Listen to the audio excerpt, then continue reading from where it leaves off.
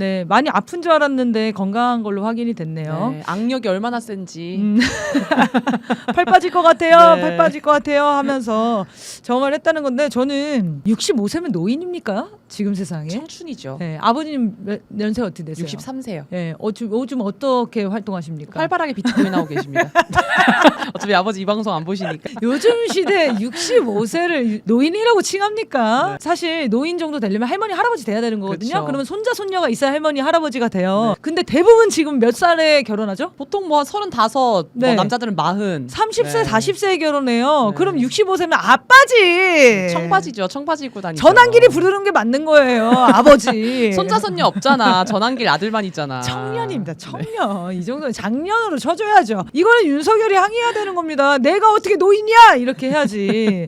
자, 어쨌든 건강한 걸로 엄청나게 확인이 됐는데 그 당시 상황 다시 한번 짚어보죠. 계속 그 다음날 실시간으로 상황이 더 구체적으로 나와요. 네, 일단은 윤석열 쪽의 설명은요. 오전 8시쯤 특검팀이 서울구치소에 도착을 했는데 윤석열은 구치소방에 있었답니다. 근데 구치소 쪽에서 윤석열에게 옷을 입고 나와라. 또 벗고 있었나 봐요. 나오면 변호사를 불러주겠다라고 해서 윤석열은 출정 과장방에서 변호인을 만났는데 출정 과장은 이제 수용자들이 재판, 병원, 진료 등 외부 이동할 때 잠깐 있는 방인가 보죠. 그래서 특검팀이 변호인에게 나가라고 요구를 했고 변호인이 이를 거부하자 특검이 그럼 강제 집행하겠습니다 하면서 의자째로 들고 이제 나오는 과정이 반복되다가 강제 집행이 결국 무산됐다고 합니다. 네, 다칠까봐 네. 강제 집행 끝냈다는데 국민들 잡아갈 때는 다치든지 말든지 우르르 땡땡 달려들어서 잡아가는 거 아닙니까? 네. 그리고 10명이 달려들어서 못 끌어낸 거면은 윤석열이 너무나 무겁거나 아니면 그냥 포기한 거죠. 그렇죠. 근데 예전에 그 학생들이 예전에 잡혀가는 장면들을 많이 봤었는데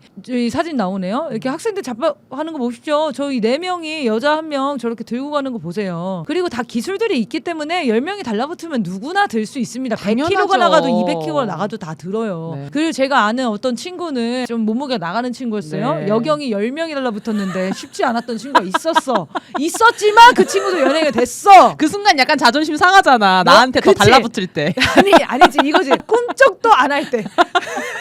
그래서 옆에 여경들이, 친구들 야 안 되겠다 더 와 막 옆에 이러잖아요. 친구들을 하나 둘 들려 나가는데 내 자신이 꿈쩍도 안 할 때 그때 그 모습.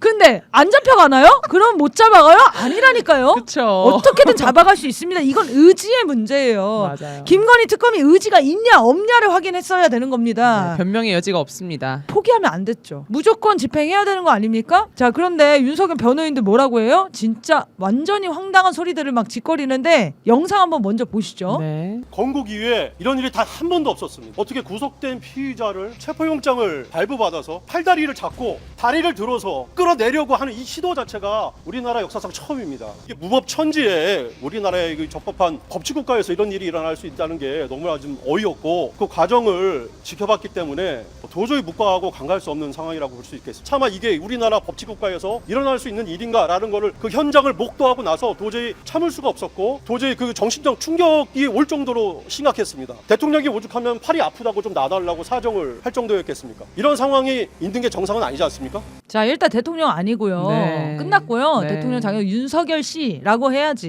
네. 그리고 사지를 들고 끌어내가는 장면 자기는 처음 봤다고 하잖아. 아이고, 변호사 자격이 있습니까? 야, 뉴스에서 국민들이 다 봤어요. 근데 저분 그렇게 무슨- 잡혀가는 사람 한두 명도 아닌데 뭔 소리입니까? 그러니까요. 양심수 변호인이세요? 아주 인권 운동가 납셨어. 지금 보니까. 내란범 변호인 주제에 지금 뭔 소리 하고 있는 거예요? 울 것 같아. 너무 서러워서 막 울 것 같더라고. 깜짝 놀랬대잖아. 팔 아프다고 놔달라고 하는데. 저는 이런 장면은 정말 처음 봤고요. 막 이래. 진짜 웃겨가지고. 건국 이래 계엄도 처음이야. 건국 이래 액된 피의자들을 끌어내려는 시도가 처음이었다는 거잖아요. 웬 거짓말입니까? 그렇게 끌려나간 사람들 있겠지. 어디다 대고 거짓말이죠? 그리고 법치국가 타령하는데 법치국가에서 구속영장, 체포영장 나오는데 이렇게 격렬히 거부하는 사람이 있었습니까? 체포영장 받아서 구속이 됐는데 그 이후에 또 안 나와서 체포영장이 또 발부되는 경우가 있어요. 이게 건국 이래 최초야. 그 체포영장이 내용이 뭡니까? 윤석열이 재판이랑 특검 조사 안 나가서 체포당한 거잖아요. 네. 그래서 구속된 거 아닙니까? 아닙니까? 구속은 왜 시켜요? 조사 열심히 하라고, 재판 열심히 나가라고, 신변 확보해 놓은 거잖아요. 그런데도 조사도 안 나가, 재판도 안 나가, 한 달째 그냥 버티니까 체포영장이 또 나와. 이거 자체가 건국 이래 최초 있는 거 아니에요? 근데 또 실패하는 것도 건국 이래 최초인 것 같아. 그리고 그 체포영장의 내용은 윤석열의 무슨 신변을 뭐 확보한다 이런 내용도 아니고 구치소에서 나와서 조사실에 앉혀놓을 수 있는 체포영장이었다는 거예요. 이것도 건국 이래 최초 아니에요? 네. 자, 그런데 무슨 윤석열 변호인들이 나와서 인권 운동가처럼 얘기를 해요. 피의자 신문은 이미 수사인데 미리 조사에 응하지 않겠다고 통보했음에도 물리적으로 강제 인치하려 하는 것은 그 자체로 가혹행위다. 왜 고문을 하냐? 나 진술 거부한다고 했는데 왜 조사실에 자꾸 갖다 놓으려고 하냐? 근데 이 같은 주장을 하는 사람들이 있거든요. 네. 실제로 있죠. 국가보안법 피해자들 중에 지금 소환 어차피 조사에 나가서 거부권을 거부권이 아니죠. 진술 거부권을 행사할 거기 때문에 조사받지 않겠다. 이거를 격렬히 저항하다가 최근에 체포된 일들이 있었습니다. 그 인권 변호사들, 그 변호사들 주장도 마찬가지인 거예요. 우리한테는 조사에 응하지 않을 권리가 있다. 조사실에 가서 나와서 무조건 하라는 것도 이것은 인권 유린이다. 이렇게 주장하면서 하거든요. 근데 그건 국가보안법 사건에 관한 내용이지. 국가보안법 사건에 피해자가 있습니까? 윤석열은 내란범이잖아요. 전 국민을 죽이려고 했던 자예요. 그리고 진짜 가혹행위를 하려고 했던 거는 내란 때 그 왜 알잖아요. 그 A4 용지 자르는 절단기까지 사가지고 사람들을 고문시키고 영양백에 담겠다고 하고 이런 중대 범죄자가 조사 한 번 받지 않고 그냥 무법천지로 법 집행을 거부하고 있는데 이게 여기에 무슨 인권이 있습니까? 그리고 인권이 있었죠. 소환을 한 거 아닙니까? 조사 받으라고, 맨 처음 재판 얘기했죠. 나오라고. 본인들이 그걸 하나도 지키지 않았던 거예요. 이거는 거부가 아니라요. 거부권을 행사하는 게 아니라 공무집행 방해입니다. 수사 방해죠. 그런데 방법이 없다는 거잖아. 지금 끌어내지 않으면 그냥 조사하지 말고 아우 됐어 조사하지 말고 그냥 재판을 넘기자고요. 한 달 동안 재판도 안 나가, 특검에서 부르는 조사도 안 받아. 뭐 이런 자가 다 있습니까? 그리고 이 사람은 대통령이었고 검찰총장 출신이에요. 야. 법을 너무나 뻔히 아는 사람인데 이렇게 불법을 저지르고 있는데 어디서 법치국가가 뭐 유린당하고 있다 이런 얘기를 하고 있어요. 그래서 법 기술도 쓰는 거죠, 사실은. 우리 이재명 대통령한테 다음 주에 보자. 근데 왜 이렇게 몸이 달아 있어요? 그러니까 이제 참 신기한 일인데 네. 어쨌든 그 자리에 있었던 김정관 산자부 장관도 트럼프 대통령이 굉장히 만나고 싶어한다 지금 이재명 대통령을 뭐 이렇게 얘기를 했고, 실제 저는 이제 2주 정상회담뿐만 아니라 제일 특이했던 표현은 뭐였냐면은 그 트럼프가 이제 소셜 미디어에 남긴 글 중에 새 대통령의 대선 승리를 축하한다, 이 너무 뜬금없는 그쵸. 문구를 넣었잖아요. 이게 일종의 이제 이재명 대통령한테 선물을 준 거거든요. 왜 그러냐면 그동안에 미국에서 이재명 대통령의 당선과 취임에 대해서 이런 방구를 하지 않았단 말이에요. 아니 이런 방구 하지 않은 게 아니라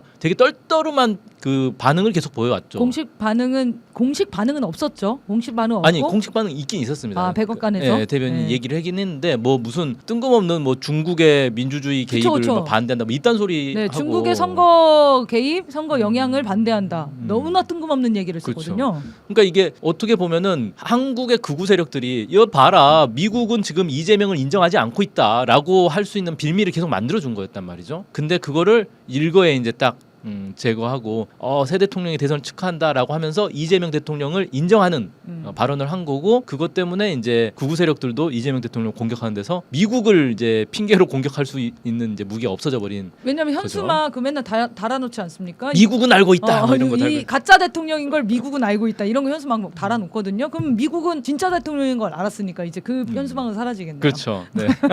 그래서 저는 이거는 굉장히 사실 우리 대한민국 국민을 주권 국가로서는 모욕적인 발언이에요.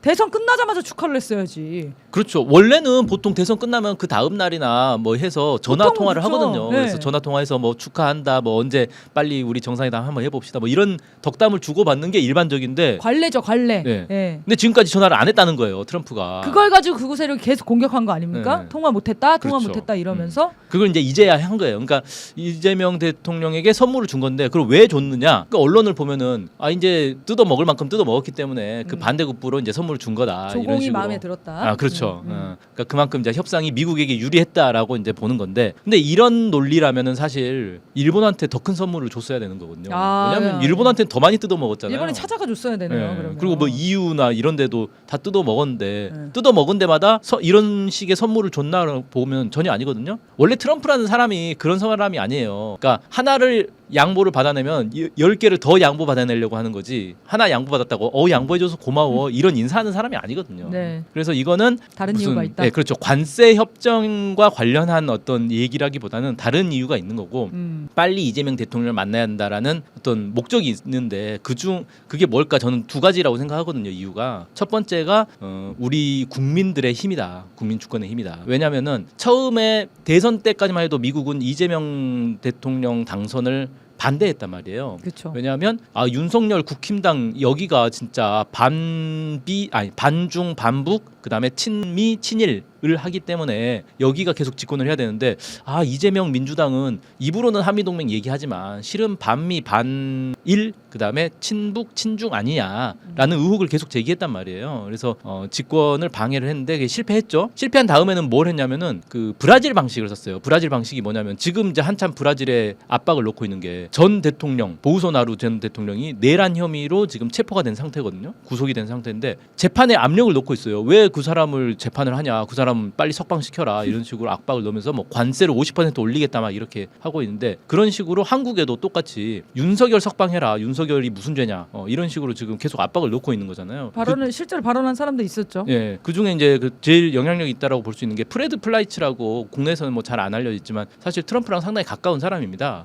미국 우선주의 정책연구소 부소장인데, 이 사람이 얼마 전에 미국의 방미 대표 그 국회의원단이 한번 쭉 갔어요. 여야 쭉 묶어가지고 꽤 많이 갔거든요. 이 사람들이 이제 미국 여러 정계 사람들 만나면서 이 사람도 만난 거예요. 네. 플라이츠 부소장을 만났는데, 이 부소장이 하는 말이 윤 전 대통령이 박해받거나 부당하게 기소된다는 인식은 트럼프 행정부에서 매우 나쁘게 받아들여질 것, 뭐 이런 발언을 했다는 거예요. 근데 실제 이런 발언은 트럼프 행정부에 영향을 미치거든요. 이 사람이 그 정도의 영향력이 있는 사람이란 말이에요. 미국 갔다 온 그때 거기에 나경원 의원도 있었는데, 나경원 의원이 갔다 손잡고 있었습니다. 손잡고.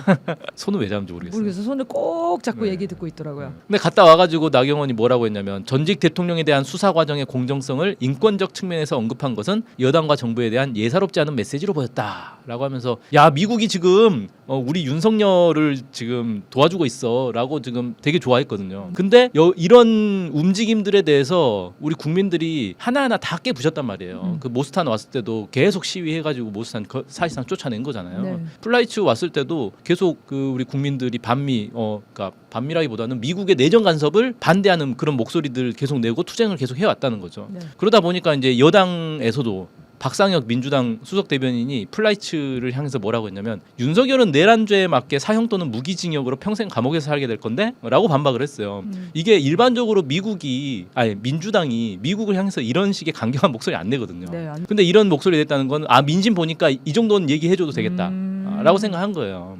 그런 걸 이제 딱 놓고 보니까 미국에서 트럼프가, 야, 이거 계속 더 나갔다가는 한국 사회에 바람이 불겠는데?